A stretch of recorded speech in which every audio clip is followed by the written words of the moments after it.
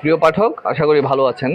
আপনারা জানেন এবছর ভাষাচিত্র থেকে আমরা খুবই সিলেক্টিভ বই করেছি, কারণ আমরা বিরূপ যে পরিবেশ, এবার বিরূপ পরিবেশে আমরা বইমেলাটা করতেই চাইনি প্রথমে, কিন্তু যেহেতু আমাদের বইমেলা করতে হচ্ছে আমাদের লেখকদের জন্য মূলত, এবং আমাদের কিছু পাঠক যারা সবসময় বইমেলা প্রেমী, যারা বইমেলা থেকে বই সংগ্রহ করেন, আপনাদের উদ্দেশ্যে আমি আজকে এবছর আমরা যে বই প্রকাশ করেছি তার মধ্যে কিছু সিলেক্টিভ উপন্যাসের কথা বলবো। তার মধ্যে প্রথম যে বইটি সেটা হচ্ছে কুরুক্ষেত্র, বনানী রায়ের নতুন বই। আপনারা অনেকেই হয়তো জানেন বনানী রায় ভাষাচিত্র থেকে এর আগেও মহাভারত নিয়ে দুটি উপন্যাস লিখেছেন, একটি ছিল শকুন্তলা এবং আরেকটি ছিল মহাভারতের মহারণ্যে। আপনারা যারা মহাভারত সম্পর্কে জানেন তারা অবশ্যই, তাদেরকে নতুন করে এই বিষয়টি নিয়ে বলার কিছুই নেই। আশা করি মহাভারত যারা পড়বেন এবং মহাভারত নিয়ে যারা জানতে হয় তাদের জন্য কুরুক্ষেত্র একটি দারুণ বই, আপনারা এটি আশা করি সংগ্রহ করতে পারবেন।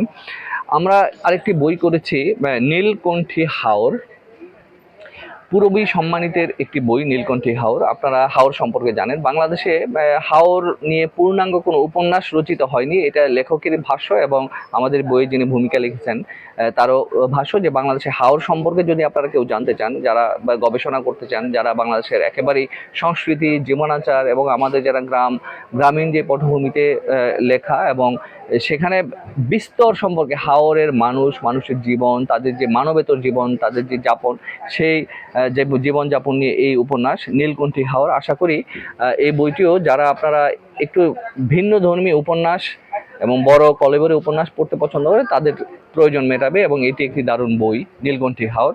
এটি যেটি বলেছে যে হাওর নিয়ে, এটি কিন্তু বাংলাদেশের প্রথম উপন্যাস। যমুনার টান খালেদ পারভেজের একটি উপন্যাস, এবং এটিও একটি দীর্ঘ কলেবরের লেখা। যমুনার টান আপনারা বুঝতেই পারছেন, যমুনা নদী কেন্দ্রিক এই বইটিও আমাদের যে সমাজ জীবন এবং বিশেষ করে আমাদের যারা প্রান্ত ঘেঁষা বাংলাদেশের রাজধানীর বুক ছাপিয়ে যারা বিভিন্ন দেশের বিভিন্ন প্রত্যন্ত অঞ্চলে বসবাস করেন, সেই সমস্ত প্রত্যন্ত অঞ্চলে মানুষের যে জীবনাচার, তাদের দুঃখ কষ্ট দুর্দশা, সেই সব নিয়ে বেশ করে যমুনা নদী যখন ভাঙন হয়, যমুনা নদী ভাঙন, যারা ভাঙনের কবলে পড়েন তাদের যে জীবন, তাদের যে জীবন প্রণালী এবং তাদের যে দুঃখ দুর্দশা, এবং সেই দুঃখ দুর্দশার জন্য তারা কতটা জীবন যুদ্ধ করতে হয়, সেই সবই কিন্তু এই বইটিতে লিপিবদ্ধ আছে। আশা করি এটিও আপনাদের জন্য একটি, বিশেষ করে যারা সামাজিক উপন্যাস এবং যারা এরকম শহর কেন্দ্রিকতা বাইরে যারা উপন্যাস পড়তে পছন্দ করেন তাদের জন্য এটি একটি দারুণ বই হতে পারে, যমুনার টান। ভাষাচিত্রের আরও একটি এই বছর প্রকাশিত উপন্যাস, এটি হচ্ছে নগরের নিঃসঙ্গ নবাব, গিয়াস আহমেদের একটি বই। গিয়াস আহমেদ এর আগেও ভাষাচিত্র থেকে বেশ কয়েকটি উপন্যাস প্রকাশিত হয়েছে, এবং তার চন্দ্রযান, দ্য লুনাটিক এক্সপ্রেস এবং সীমানা পেরিয়ে, যেটি আমরা ডকু বা ট্রাভেলগ আমরা বলি, এছাড়াও গিয়াস আহমেদের অন্যান্য কবি কহিছেন এবং ডাবল ডেকার নামে এই বইগুলি জনপ্রিয় বই। ভাষাচিত্রের প্রতিটা বই আমাদের পাঠক প্রিয় বই হচ্ছে গিয়াস আহমেদের নতুন বই নগরের নিঃসঙ্গ নবাব। আশা করি এই বইটিও আপনারা যারা গিয়াস আহমেদের আগের বইগুলি সংগ্রহ করেছেন, এই বইটিও আপনাদের ভালো লাগবে।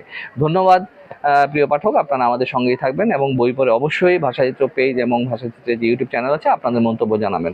আপনাদের পাঠকের মন্তব্যই কিন্তু প্রকাশক এবং লেখকের ভবিষ্যতে বই করার কিন্তু অনুপ্রেরণা। সবাই ভালো থাকবেন।